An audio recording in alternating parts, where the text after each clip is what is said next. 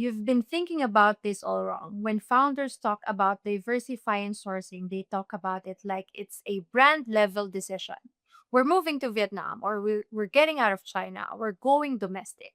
But sourcing is not a brand level decision, it's an SKU level decision. The same brand might have three products, and the right answers for each of them is completely different. One belongs in Vietnam, one should stay in China, and one should run across both at the same time. Today, I'm going to give you the framework to figure out which is which.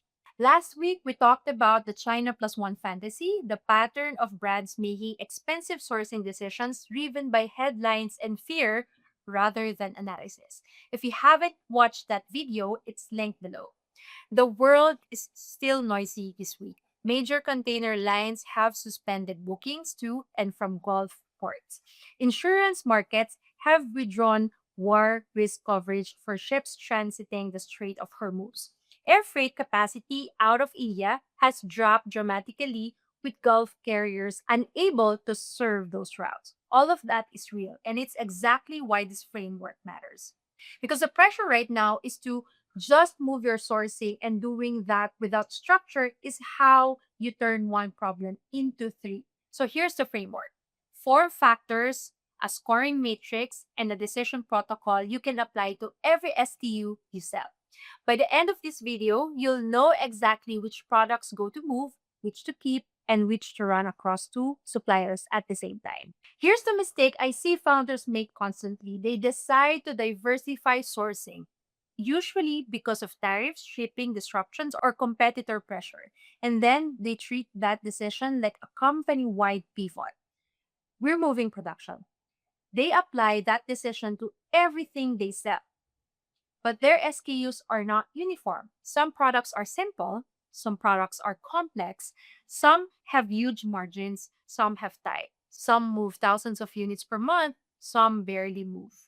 Some require speed to market, others can sit on a boat for 12 weeks and nobody cares.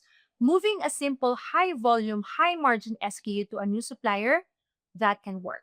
Moving a complex, low margin SKU to a new supplier, that's how you end up with three bad production runs and $47,000 of wasted inventory. The mistake isn't diversifying, the mistake is applying the move to the wrong product or SKU. The core insight is simple. Sourcing is not a brand decision, it's an SKU decision. The same brand can have products that should stay in China, products that should move to Vietnam, and products that should be running on both. The real question is never, should we diversify? The real question is, which SKUs? There are four factors that determine whether an SKU is a good candidate for a sourcing move. Let's go through them one by one. First factor, complexity. Ask yourself how complicated the products actually is to manufacture. On one end of the spectrum, you have a very simple products, single material, straightforward construction, minimal quality control steps. Those travel well to new suppliers. On the other end, you have high complex products, multiple components, specialty materials, tight tolerances. Those need a supplier who already understands the product. A new supplier will have a learning curve, and every failure that learning curve costs you time, money, and sometimes customer trust. So ask the question honestly: how many things could go wrong during production? If the answer is a lot, stay with a supplier who already knows how to make it. Second factor, margin. Margin is your safety net during a sourcing transition because costs almost always increase temporarily.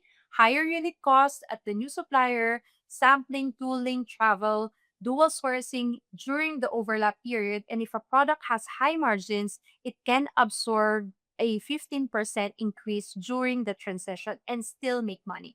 If a product has low margins, it cannot. So ask the key decisions. If this product costs a 15% more for the next 12 months while the new supplier ramps up, does it still make money?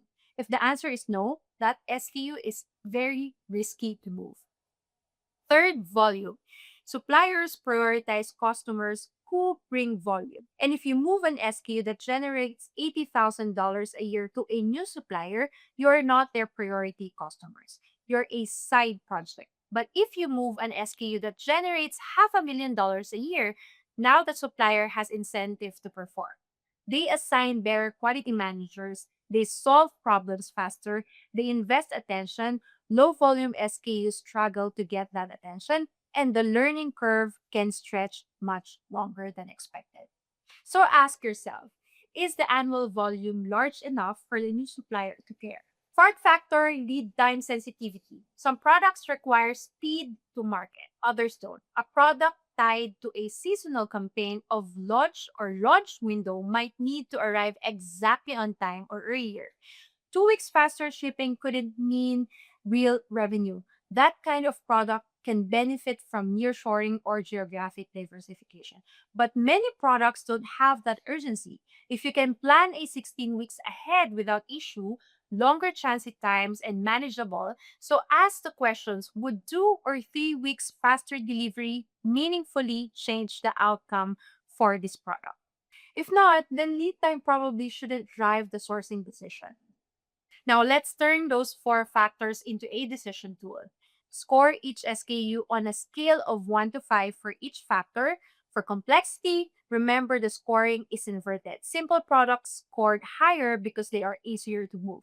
So here's the scoring logic. For complexity, a score of 1 means extremely complex, multiple components, high tolerance, specialty materials. A score of 5 means extremely simple, basic construction, standard materials, minimal quality control. For margin, a score of 1 means very low margin, under 20% gross margin.